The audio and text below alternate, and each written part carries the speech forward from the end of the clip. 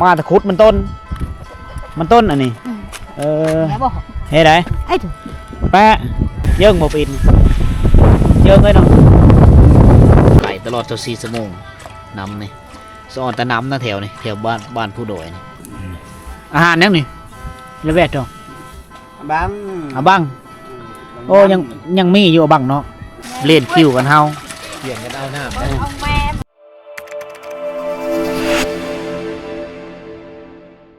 สบายดีทุกคนยินดีต้อนรับทุกคนสู่การเดินทางอีกมื้อนึงนะวันนี้เวลาตอนแรงๆทุกคนเลยซุ่มเฮากำลังเดินทางจากบ้านปะยุ่ยสิมุ่งหน้าสู่บ้านบู่หรือบ้านละแป๊บเขาเอิ้นว่าบ้านละงี้แหละท่ามกลางเดินทางนี่ก็จะเต็มไปด้วยธรรมชาติเต็มไปด้วยป่าไม้พุ่งไม้พากนะเส้นทางสายนี้ถ้าว่าเฮามาในยามหน้าฝนจะเป็นเต็มไปด้วยขี้ตมนะทางจะมืนจะไปมายากที่สุดเลยในของเขตบ่อนนี้นะอันนี้คือขอบเขตบ้านปะยุ่ยเด้อทุกคนนะลงไปนี้ก็จะฮอดอันหน้าชาวบ้านส่วนหลายเป็นหน้าแซงแถวเจ้าเห็ดหน้าแซงได้นี่ปักดำหากันแล้วตัวนี้ก็เป็นหน้าแซง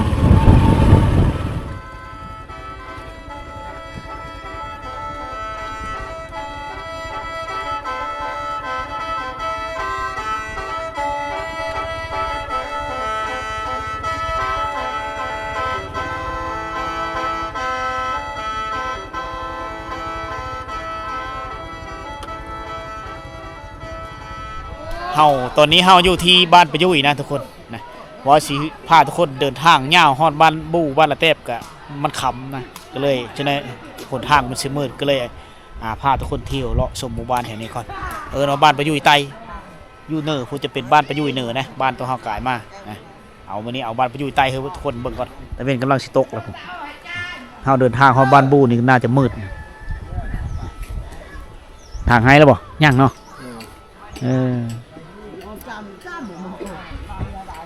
พากันดังไฟฟีกเชี่ยวๆอ๋อควายลายเนาะมันปล่อยตามธรรมชาติเลยมั้งปล่อยเลยเนาะควายห่างไรได้แล้วกันบ้านชนกันบ้านชนห่างอะไรได้ห่างก็ยาวอยู่ลึกไงห่างแล้วมันคือเครื่องขายดูมอยใจเลยนะลนยางตามชิบอกนึงเลยโอ้ขายควายเนาะควายเถิกรึกมาบจุ่มทั่วมันไหนอันไหนบ่เคยมาปะบ่เคยเข้าบ้านไม่ได้ควายเนี่ยเวลาเขาเจ้าปล่อยไปตามธรรมชาติลินกระตอยามแรงมาชวนลมแห้งขนาดเลยสิดังกุ๊กบ้านปะยุ่ยนี่มีแม่ยิ่งเป็นย่าแม่บ้านได้นี่เฮิร์นเพิ่นสองหลังต่อกันแม่นเลยเฮิร์นอำนาจการปกครองนะ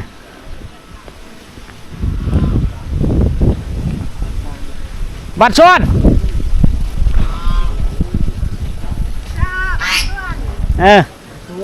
ต่อเลยเฮิร์นนี่เนาะตาดงแง่นไงเฮ็ดเฮิร์นนี่นี่อ๋อบอนเฮ็ดกินบอนเฮ็ดกินใช่ป่ะเฮิร์นโคเฮิร์นครัวเนี่ยแม่บ้านบ่โอ้ยเราเป็นในบ้านได้เป็นจักปีมันเป็นปีนี้เนาะบ่แต่ปี10 ปีนี่โอ้ดนเลยได้ดนเนาะเป็นแม่บ้านเป็ดไก่เราหลายแซ่บโอ้ยายแล้วมาเลงหานเลงเป็ดเลงไก่ผู้เลงป่าผมปลาก็บ่มีปลามีแต่น้ำละลายบ่ได้ปล่อยบ่ปีนี้บ่อยน้ำลิ้นเราไหลท่าสะดวกสบายขนาดน้ำลิ้นเราน้ำโซนโตเราได้นี่ได้เราซื้อทอมากับต่อน้ำมาปล่อยชนองซะเพื่อเลี้ยงป่ามีปลาได้มีปลาเลี้ยงบ่ได้ปล่อยปีนี้เนาะบ่ได้ปีได้3 ปีแล้วบ่ได้ปล่อยยังเฮิร์นกับ2หลังนี่เฮิร์นเพิ่นนี่เฮิร์นลูกชายเพิ่นอยู่นั้น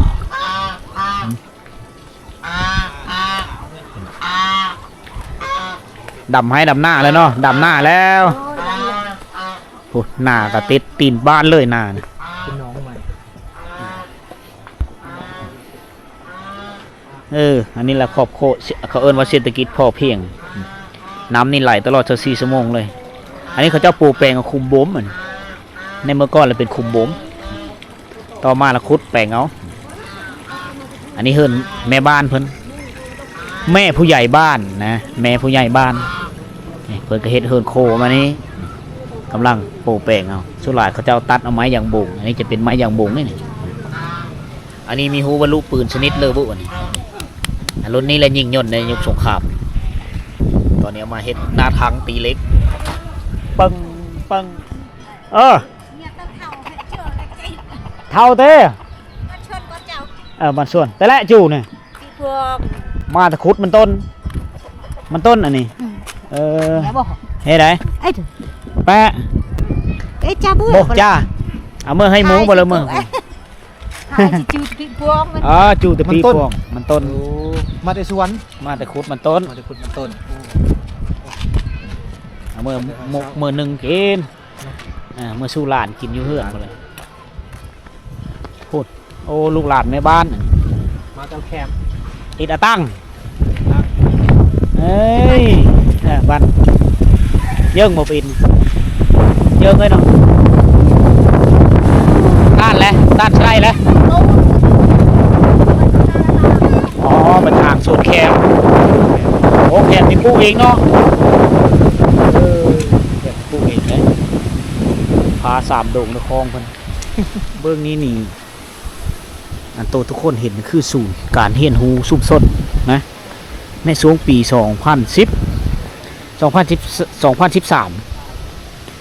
2014-15ทุกคนโครงการมา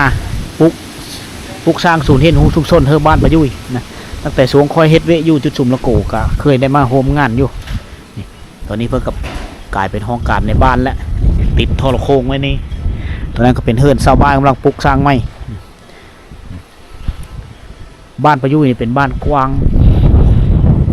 มีเทิงบุกก็เป็นบ่อนเลี้ยงโง่เลี้ยงควายเขาจะเอาอะไรสายผู้ตัวนั้นยาวเย็ดไปฮอดบ้านละปั่มบ้านวิดีโอก่อนนะบ่อนจะคอยกินเขาโง่ควายนี่โชว์ลายเขาปล่อยตามธรรมชาติย่ำแรงๆมันจะลงมากินเกลือคือทุกคนได้เห็นนี่แหละเขาจะเอาเกลือมันโง่ควายทีนี้มันหูได้เจ้าเอิญเฮ้อเลยไหมมันมาโลดนี่เล่กินน้ำเกลือตัวนี่คือปูพักโง่ควายเขาเจ้าหลายชาวบ้านปะยุยนี้แต่ชิเลอร์มาแล้วแต่สมัยปู่ย่าตายายแต่หลายฟ้าหลายปีมาเขาจะมีโง่ควายหลายวิถีชีวิตแบบเดิมควายนี่ส่วนหลายเป็นขนดกส่วนเรามันอยู่ในป่าเนาะคล้ายๆควายป่า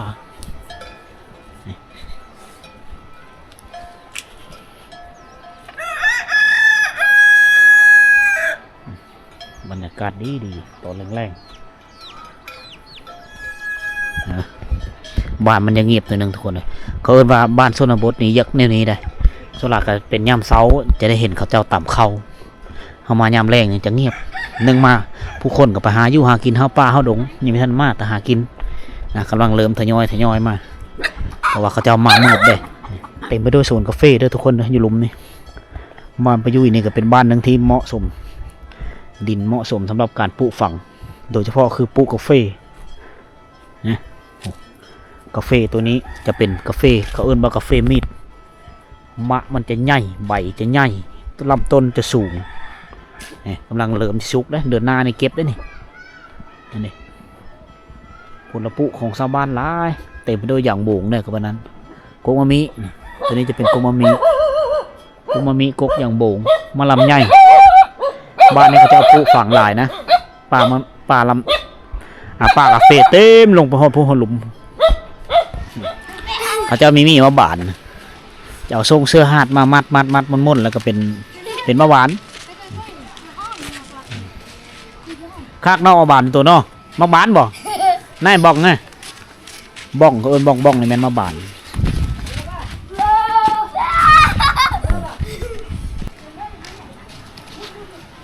ตะเวนเริ่มตกดินแล้วทุกคน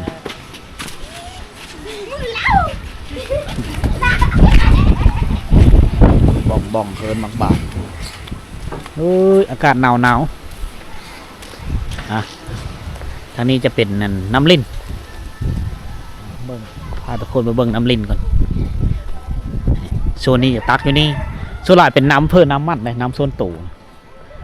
เฮือนหลังนี้ต่ำๆนี่คักนี่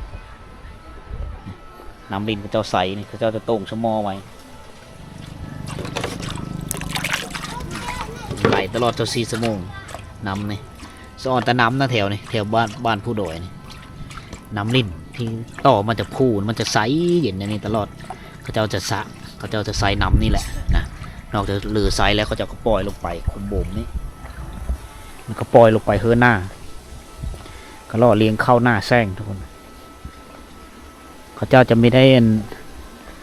อันนั้นนะเขาเจ้าไม่ได้ดับหน้าปีเพราะว่าหน้าปีน้ำป่ามันไหลหลากน้ำไหลมาแต่หูผู้และเฮ็ดเธอเขานี่เสียหายคันหน้าหาดหลายนะน้ำมาแต่หูผู้โตลงมาแต่ผู้เทาะถังลงมาย่ำหน้าปีนี่เฮ็ดเธอเขานี่เสียหายเขาก็เลยไม่ได้เฮ็ดหน้าปีอ่อนย่ำหน้าแทรกมากเขาเอาใส่น้ำเขาต่อมาปานเอาแต่ว่ามันอากาศเย็นเข้ากันนานขึ้นนะบ้านประยุยนี่เป็นบ้านใหญ่ประชากรก็ประมาณ300ทุกคนนะ2บ้านนะบ้านละ100ป่ายนะอันนี้เฮิร์นยาอายเพิ่นค่อยมาปีก่อนเพิ่นปลูกเฮิร์นอยู่เบื้องนั้นนะมันจะเป็นเฮิร์นสูงอันนี้เพิ่นลงมาอยู่เฮิร์นแม่นี่เสียชีวิตแล้วแม่นะยังเหลือแต่อยู่นี่ตาน้ำดงปูดกินเนาะอยู่ผู้เดียวนอนผู้เดียวเบะปะปื้นคือเบะปะเปิงนะปืนละเบะปังเบะอ๋ออยู่ลุมก็นอนอยู่เทิงก็นอนเลอะนอนเนาะแต่อุ้ยแม่อ๋อเนาะขนอนอยู่ลุมนี่ฝีงไฟแห้งอุ้ยไงไปได้ไงทำพวกเอามาว่านนี่พวกเนาะจะนอนนี่พอดีจะเนาะชีวิตสายโซดเพิ่นนี้มีครอบครัวนะอยู่น้ำอายน้ำน้องผู้น้องทรายเราเฮิร์นหลังนั่นแหละเราก็อยู่ผู้เดียวอยู่นี่แต่ว่ากินข้าวกินน้ำกันเนาะจ้าป่ะอันโดยเด้อจ้าทั้งอันโดยเด้อแบงอ๋อผู้น้องทรายแบ่งมาเฮ้อแบงอาหารยังนี่เลเวทเนาะบังบังโอ้ยังมีอยู่บังเนาะอ๋อเฮ้ยผักกาดแกงผักกาดหนาวนี่ฝีไฟอุ่นแกงหน่อไม้เสื้อผักกาดจ้ามานะอ๋ออันนี้นะตะกัวเด้องวยงวยละอ๋อน้ำแจ้น้ำดื่มเนาะงวยนึ่มแปะย่าเลี้ยงหนูเลยเนาะแต่ว่าบ้านนึงกันไหนก็กรอกเลยแต่บ้านนึงเมื่อก่อนเขาค่อยมาเมื่อก่อนเราเลี้ยงบ้านเนี่ยบืนเยอะจีเราเลี้ยงหนูขาวๆนะกลางคืนใต้ย่างกลางคืนน่ะเสาตะกัดกันเนาะกันต่อน้ำกันต่อมืดตึ๊บมืดเป็กแต่เล็กจากน้ำอ๋อขับมาแล้วนอนเนาะก็เจอเสาระเบะจ้าโดยแต่แป้งจะแป้งกินข้าวแต่เว้นข้าวแล้วเราก็นอนเลยมันมีไฟเนาะมืดอยู่ผู้เดียวเด้น้ำในตักอยู่นี่บ่บนในเย็ดได้บนในเด้อเนาะอย่างน้อย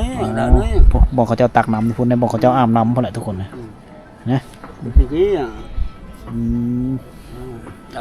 อยู่ผู้เดียวเนาะอันนี้เทิงเฮิร์นเราจะอยู่เทิงพี่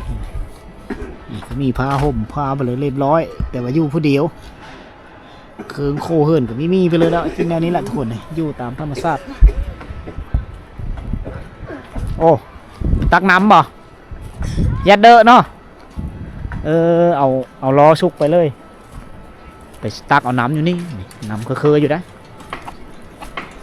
เอาไปเบิ่งเขาตักน้ำก่อนผู้บุคคลเขาโทยไปล้าง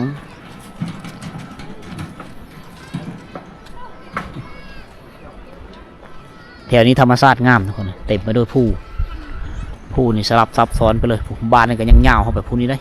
มี3-4-5หลังคาเฮิร์นเข้าไปใน ขอบเขตนี่เขาเจ้าเฮ็ดหัวเอาบอนเพื่อบอนมันโอ้ตักเสื้อกระป๋องเบ้เจ้านี่เนาะ มึงแข็งขาไล่มันเร็วเจ๊นี่ช่างรู้ลอง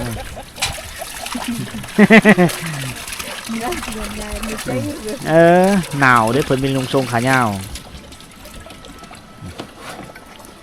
ตุกนี่10 ลิตร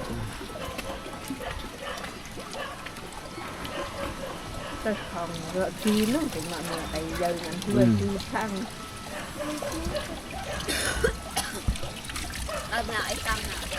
น้ำอันนี้น้ำไหลมาแต่ผู้นี่เย็นถ้าเฮาอาบนี่โหจนเยอะสะบั้น Trăng ơi thì หนาวนะ lặp lại một vui rồi น้ำเย็นชะแงดนะ นี่เป็นจุดใส่น้ำของบ้านบ่นี่ 2-3 บอน ใส่อยู่นี่ 3-4 หลังคาเฮิรนใช้อยู่โซนเบิ่งนี่ใช้อยู่นี่เบิ่งมาใช้อยู่ข้างเหนือก็มีหลายบอน หวังว่าน้ำเป็นพี่น้อง เอาเล่นคิวกันเฮา เปลี่ยนกันเอาน้ำ ông mẹ mà ตามคิวหวังอาบน้ำอยู่ตรงนี้ มาทางเลิศนี่อยู่แต่นี่อ่ะบ่นี่บ่มาเตาแคม อาตัง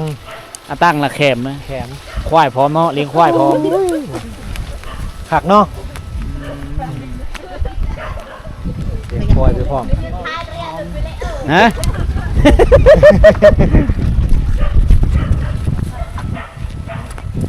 ฮึบไปเอาบังบ่นั่นนะ băng đó เอาบังเอาตั้งนมแคมได้ โนแคม แกงกินคล้ายคือกับแกงลูกไม้นี่นะ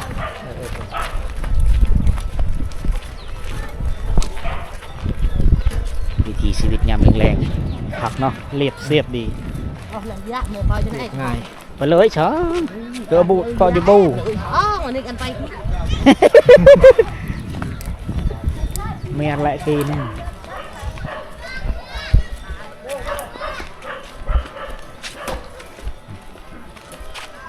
โอ้น้ำเฮได้ ผมมีฟ้าอัดอีกเนาะ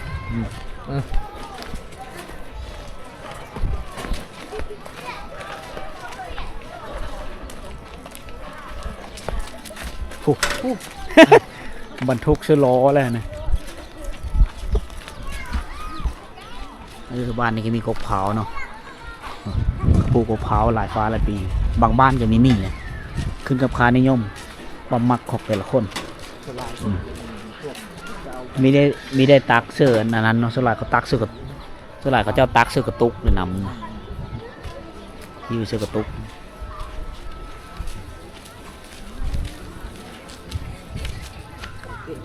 อันนี้นี่จะเป็นอันพาหนะลากแก่เลยนี่เขาเจ้าจะใส่ควายมาแก่นะเวลาแก่ไม้ลงมาตะพูดเขาเจ้าจะเอาโลดมามัดชนี่ได้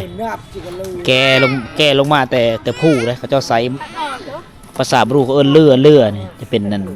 ติดกับคล้ายๆขึ้นล้อสิงเชิดบ้านเขาเอิ้นตะกี้พาหนะเขาเจ้าเอาไม้ลงมาปุ๊กเฮิร์นปุกซานใส่ตัวนี้แหละทุกคนควายเข้ามาแก่ใส่ควายได้ยังใช้ให้งานสัตว์หลักแก่ควายก็ลายนี่เด้นี่ตัวนี้เขาเจ้าแก่ได้นี่เห็นบ่เขาเจ้าจะมัดเหล็กซะนี่มัดเหล็กแล้วก็มัดไม้เสื้อซนหนึ่งควายเอาควายมาเสื้อนี่มันจะเป็นแอะมันมีแอะอยู่ได้มาแถวนี้ยังเห็นแอะการลากแกแบบบูฮั่นพอรามรีเฮาบ้านเฮาไม่มีแล้วเสียงต่ำเตี้ยวดังเปิงคำมาเฮ็ดอยู่เฮ็ดกินเลยนะเฮิรนยังแม่บ้านมันก็ใช้ไฟโซลาร์เซลล์คือกันโอเคทุกคนเลยอันนี้คือบรรยากาศยามแรงๆนะตะเวนตกดินแล้วมันคำมันมืดแล้วชุมเฮาก็ได้ชี้ขอโจ๊กคลิปทำนี้ทุกคนสิ่งที่เฮาเห็นก็คือวันนี้กับเฮาได้มาสัมผัสวิถีชีวิตแบบตัวจริงเลยนะผ่านมาก็เคยมาในวิไลฟ้าช่วงปีก่อนเลยละบอชิหอมมาแถวนี้นะก็ไม่ได้มีเวลามาเมื่อนี้ก็เลยพาบอนพาเลาะพูดแหละชิลงไปแถวเตอร์ลงไปยับลงไปเลยจนฮอดบ้านบูบ้านละเต็บหรือเอิญมาบ้านละงี้นะ ตามติดวิธียุพุ่นแห้งโหดทุกคนเส้นทางนี่ก็ยุ่งยากและเติบแต่ว่าชุมเฮาไปนี่ก็มีฮู้ว่าคำนี่เฉยๆนะคำก็ยามันชุมเฮาไป2คนคืออุปกรณ์เฮาก็เกมพร้อมนับไปเครื่องจอดติดรถกระแจมีครบนะเฮาก็อุ่นเจออยู่นะถือเข้าไปพร้อมทุกคนเอาอาหารไปกินน้ำนะคำเฉลิมนอนหันทุกคนนะเอาติดตามการเดินทางของทีมงานชุมเฮาสำหรับวิดีโอนี้โจ๊ะสำนี้ก่อนทุกคนบ๊ายบาย